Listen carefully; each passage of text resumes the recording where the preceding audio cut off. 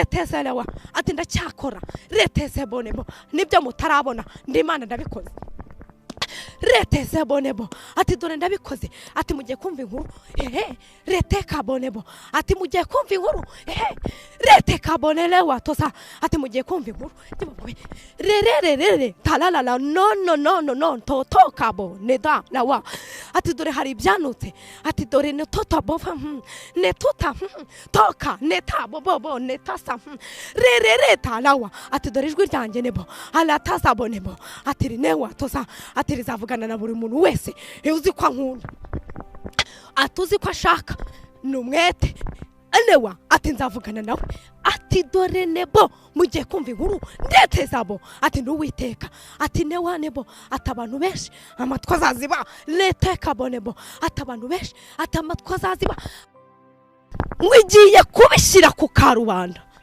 byose uko bikurikirana ntabwo izabikora ninjoro wowe ibyo wakoze wabikoze ninjoro ubikora uzi ko batareba ariko namenye neza ko dufite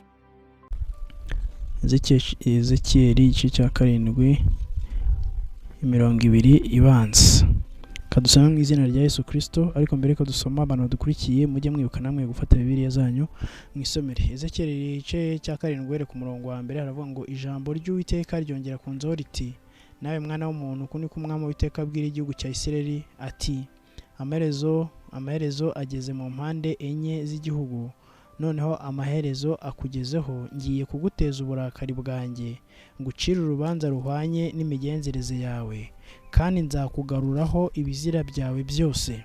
Ijisho ryanjye ntirizakureba neza kandi sinzakugirira ibambe, ahubwo nzakugaruraho ibihwanye n'imigenzereze yawe, kandi ibizira byawe bizakubonekaho, muzamenya yuko ari Uwiteka. Amen. Ndashima Imana ko Imana ibiri kumwe natwe, kandi ijambo ry'Imana ryarambwiye ngo gusenga k'umukiranutsi kujya kugira umumaro. Imana ishimwe tujya dusenga ikaduha amakuru abantu bataduha. Numvishira ijambo rero ryarakoze ku mutima, ndagije ndavuga nti kubera ko twebwe iwacu insengero zirafunze sinabona aho ndivugira, ndavuga nti reka nze ndibwira abantu b'Imana ahari bamwe bakwiyarura hakiri kare bakumva icyo Uwiteka avugana natwe. Iri jambo ryaraje numva rinteye ubwoba nanjye, kuko Imana imaze kubabazwa n'abiyita abakiranutsi, n'abiyita abakozi b'Imana, n'abandi bari mu ngero nyinshi zitandukanye bafashe Imana barayimenyera. Ariko iri jambo ryaje riravuga ngo ijambo ry'Uwiteka rinzaho riti nawe mwana w'umuntu uku niko umwami w'Uwiteka avuga, abwira igihugu cya Isiraheli ati amaherezo ageze ku mpande enye z'igihugu. Ahari nawe amaherezo yakubaho uyu munsi, ahari nawe amaherezo yakugeraho uyu munsi. Buri muntu wese uri kumvira ijambo amenye ngo amaherezo ageze ku mpande enye z'igihugu. Ntago bivuze Tanzania n'u Burundi, ahubwo amaherezo ageze kuri buri muntu ku giti cye. Nagira ngo buri muntu wese yiyarure mu bintu turimo, mu bintu buri muntu wese arimo, amenye ngo amaherezo araje kandi ntago atinze. Imana ishimwe. Ku kindi gice haranditse ngo amaherezo ageze mu mpande enye z'igihugu, ngo noneho amaherezo akugezeho, ngiye kuguteza uburakari bwanjye ngucira urubanza ruhwanye n'imigenzereze yawe, kandi nzakugaruraho ibizira byawe byose. Imana yambwiye ngo harimo abantu benshi igiye kugarurira ibihwanye n'ibizira bakora. Abantu bamaze kumenyera Imana, abantu bamaze gukora ibizira, buri muntu wese mu cyiciro cye.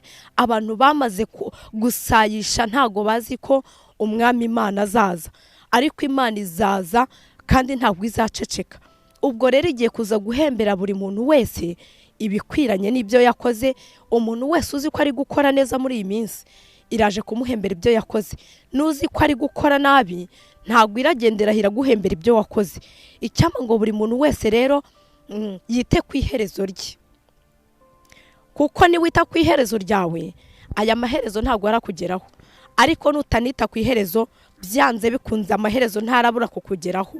Ngo ijisho ryanjye ntiruzakureba neza, ngo kandi sinzakugirira ibambe ahubwo nzakugaruraho ibihwanye n'imigenzereze yawe kandi ibizira byawe bizakubonekaho muzamenya ko ari njye Uwiteka. Imana ishimwe.